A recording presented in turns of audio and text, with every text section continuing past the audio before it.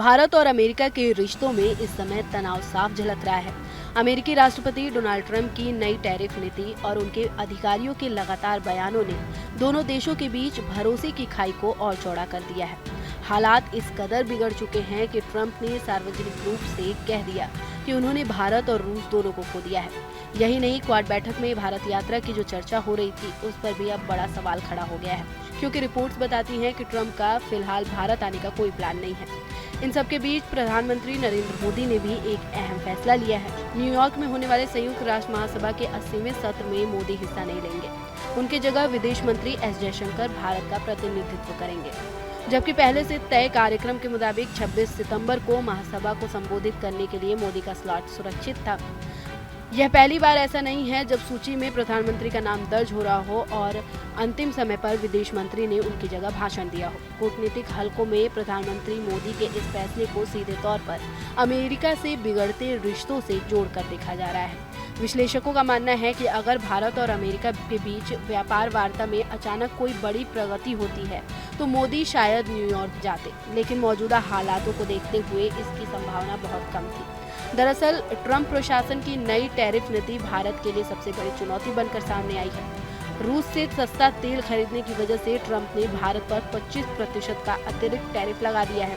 इससे पहले भी भारत पर 25% का टैरिफ लगाया गया था, यानी कुल मिलाकर भारत अब अमेरिका को सामान भेजने पर 50% टैक्स चुकाने को मजबूर है। इसका सीधा असर भारतीय निर्यातकों पर पड़ रहा है, जिनकी अमेरिकी बाजार में प्रतिस्पर्धा क्षमता घट गई है। गौरतलब है कि मोदी ने इस साल फरवरी में वाशिंगटन का दौरा किया था और ट्रंप के साथ व्हाइट हाउस में मुलाकात भी हुई थी। तब ऐसा माहौल बनाया गया था मानो दोनों देशों के रिश्तों में नई ऊर्जा आएगी, लेकिन इसके बाद ट्रंप ने लगातार टैरिफ बढ़ाकर भारत को कड़ा संदेश दिया। अंतर्राष्ट्रीय मामलों के जानकारों की माने तो अमेरिका से टैरिफ विवाद के बीच भारत में कूटनीतिक स्तर पर अपनी रणनीति बदलने शुरू कर दी है। विदेश मंत्री एस जयशंकर अगले हफ्ते ब्रिक्स समूह की वर्चुअल बैठक में हिस्सा लेने जा रहे हैं। यह बैठक ब्राजील के राष्ट्रपति की अगुवाई में होगी।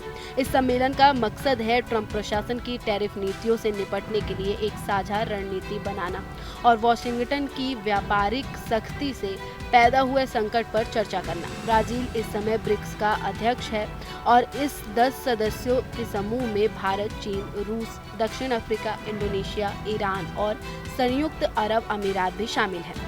इन लोगों का कहना है कि भारत की इस पहल का मतलब साफ है, अगर अमेरिका दबाव डालता है तो भारत अकेला झुकने वाला नहीं, बल्कि वह अन्य उभरती अर्थव्यवस्थाओं के साथ मिलकर अपनी स्थिति मजबूत करने की कोशिश करेगा। यह संदेश अमेरिका को भी है और वैश्विक मंच पर उन देशों को भी जो ट्रंप की टैरिफ नीति से परेशान हैं। कुल मिलाकर ट्रंप की टैरिफ नीतियों ने भारत अमेरिका रिश्तों में गहरी दरार डाल दी है। प्रधानमंत्री नरेंद्र मोदी का यूएनजीए से दूरी बनाना और जयशंकर का ब्रिक्स सम्मेलन में सक्रिय भूमिका लेना यही दिखाता है कि भारत अब अपने हितों की रक्षा के लिए नई राह खोज रहा है। आने वाले समय में यही राह भारत की विदेश नीति और अमेरिका के रिश्तों से असली दिशा तय करेगी। फिलहाल इस वीडियो में मेरे यानी नगमा इरम के साथ इतना ही।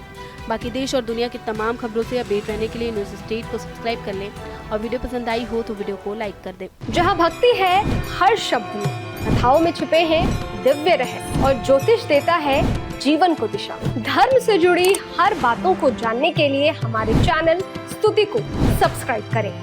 चैनल पर जाने के लिए इस लिंक पर क्लिक करें।